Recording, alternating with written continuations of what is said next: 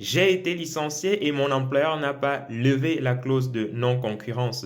Doit-il payer la contrepartie financière? Voilà une question qui m'a été demandée dans le cadre justement des vidéos et des lives que nous organisons sur cette chaîne et sur laquelle je vais apporter des éléments de réponse. Mais avant, n'hésitez pas à vous abonner à cette chaîne, à partager et surtout à laisser en commentaire des sujets sur lesquels vous aimeriez que l'on revienne dans le cadre des nouvelles vidéos, de nos prochaines vidéos. Alors, votre employeur vous a licencié et il a oublié de lever la clause de non-concurrence. Doit-il vous verser la contrepartie financière prévue en la matière?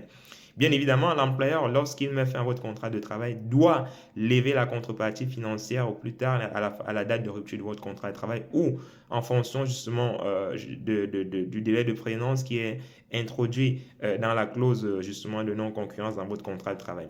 Donc, si à l'expiration de ce délai de prévenance, votre employeur n'a pas levé la clause de non-concurrence, bien évidemment qu'il sera en droit justement de vous verser, il sera dans l'obligation de vous verser la contrepartie financière en la matière. Et s'il ne le fait pas, les amis, vous avez la possibilité de saisir le conseil de prud'homme pour être rétabli dans votre droit, justement, de bénéficier de cette clause-là. Et s'il ne le fait pas, n'hésitez pas à saisir le conseil de prud'homme. C'est votre droit de le faire.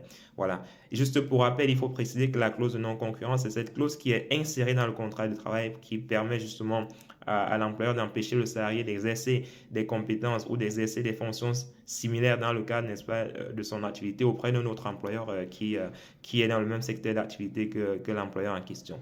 Donc, c'est une clause qui protège en fait les intérêts légitimes de l'entreprise après la rupture du contrat de travail.